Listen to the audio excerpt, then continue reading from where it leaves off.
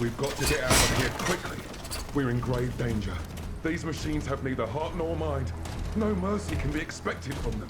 And where do you hope to find refuge, mon cher voisin? The enemy is everywhere, and they take no prisoners.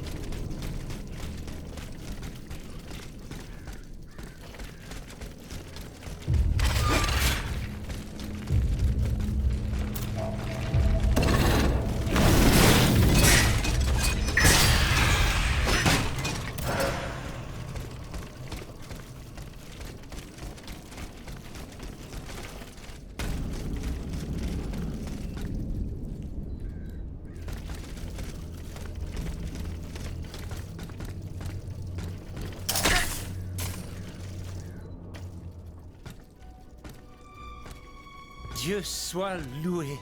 It is such a blessing to see you safe and sound. This belongs to you. Bless you, whoever you are. You have our eternal gratitude. I believe you've met Monsieur Julien Raymond from distant Saint-Domingue. He's one of the most eminent members of our organization. And you, mademoiselle? What should we call you? My name is Aegis. Ah, yes. The Aegis. The mighty shield and scourge of Zeus. I wonder... Earlier, by the Pont Neuf, when you touched Monseigneur's ring, can you explain what happened? The ring called to me. It compelled me to reach out and take it. Come now. The moment I touched it, I was transported. Somewhere else. It was the same strange world that you were in, Monseigneur. Hell, you mean? Or purgatory? I saw things there. I saw Monseigneur giving a sermon. What wickedness is this? This explains the moment when you froze. And this isn't the only time you've experienced something like this, n'est-ce pas? That is correct.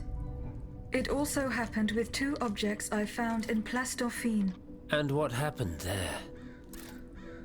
That is where I found your Bible and your cross, Monseigneur. How did you know they belonged to me? They demanded to be returned to you. You did not regain consciousness until I did so. This is madness. Let us not be so quick to judge, Monseigneur. I witnessed the moment when your cross was taken from you. Then I saw you being locked in that box. Eh bien voilà. It is just as I suspected. Here, Aegis, look at this. Over the course of my research, I unearthed this ancient document. I believe I have finally uncovered its meaning. It's a triangle with an identical inscription at each corner. Nemi, memory in ancient Greek. Then, in the center, there is an open eye which symbolizes awakening. Do you understand? The images you saw, Aegis, were Monseigneur de la Far's own memories. 3 echoes of the past tied to personal objects of his. 3 Nemes, memories which some dark alchemy had taken from him. Without them, his mind would have remained lost, incomplete. He would never have regained consciousness. But by returning these 3 objects to him, Aegis, you were able to save his immortal soul. Tell me, Aegis, when you were at the clerk's office at the Châtelet, did you perhaps see a leather wallet near the abbot's documents? No, Monseigneur. Ah, that is unfortunate. Most unfortunate.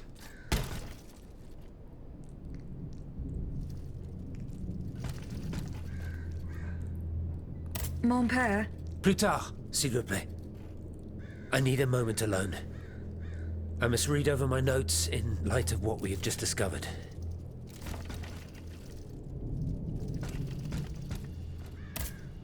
Monseigneur? That other world where you were held prisoner. Do you still feel its effects? This other world, as you call it, Aegis, is none other than hell itself. Gehenna. The place the Lord sends those who worship the beast. But hell didn't keep me. Has God given me a chance to redeem myself, perhaps? What task did you entrust to the abbot? The Holy Office ordered me to keep an eye on the Comte de Cagliostro. This charlatan imagines himself to be the heir of Mesmer, the magnetizer, and seems to have ingratiated himself with the king. There have been disturbing reports about him that could lead to his excommunication. It is said that he can make the dead speak. Can you imagine? I asked the abbot to investigate the surroundings of Eugène de Vaucanson's workshop, where the Count had been seen coming and going for several weeks. I cannot disclose the details of what he discovered there, but it may well be related to the events that have plunged Paris into mourning. I bid you farewell, Monseigneur. Wait just a moment, s'il vous plaît. You are one of Cagliostro's creatures, are you not? What do you mean? When did you awaken? I do not understand, Monseigneur. Well, that is to say, you talk, you think, you seem to act with some sort of free will. This was not always the case, that much is clear. You must agree that not all automates are as sophisticated as yourself. I'm attempting to unravel the mystery of your true nature. Tell me, what are your very first memories? That is a question I am unable to answer. How strange. In that case, you must surely be able to tell me who taught you what you know. What I know, Monseigneur? How can I put it in a way that you'll understand? For example, you call me Monseigneur. How do you know that this is how one addresses a member of the clergy of my rank? I cannot explain it. I believe... Go on, Aegis. I believe that this knowledge is not mine. Well, I never. Did you hear that, Abbot? I caught every word, mon ami.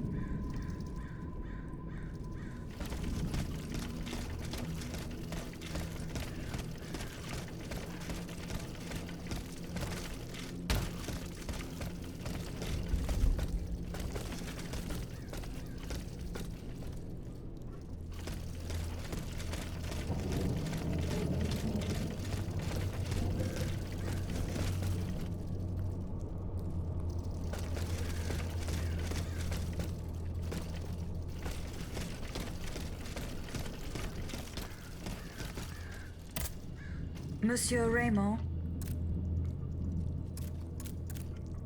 you are quite a long way from home, Monsieur Raymond. I haven't been back to Saint-Domingue in nearly 5 years. I left my most trusted men in charge of overseeing my indigo plantation. I came to France with the aim of having an audience with the king. I hoped to convince him to use his automats for agricultural work. I was of the belief that this was the best way to ease the suffering of our enslaved brethren. Alas, it was all for naught. I was only able to get an audience with the Minister of the Navy, and even that was granted reluctantly.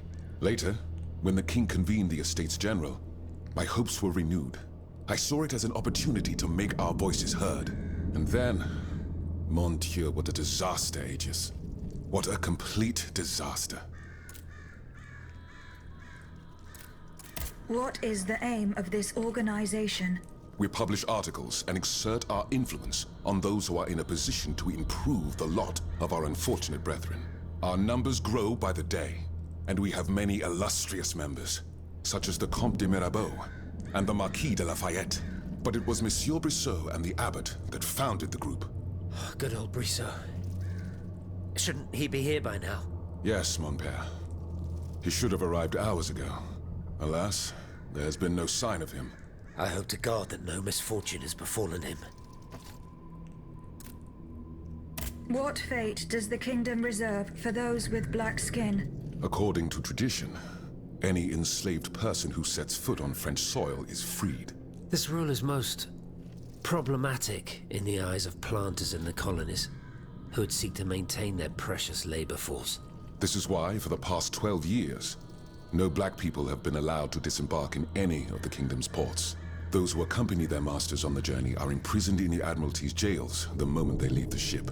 As for those who manage to evade the authorities, they live in fear of the raids carried out by the Marshalsea. Are you not subject to these laws, Monsieur Raymond? I am fortunate enough to have been born a subject of the king through my father, and also to have received an education, and to be wealthy. Naturally, that makes all the difference.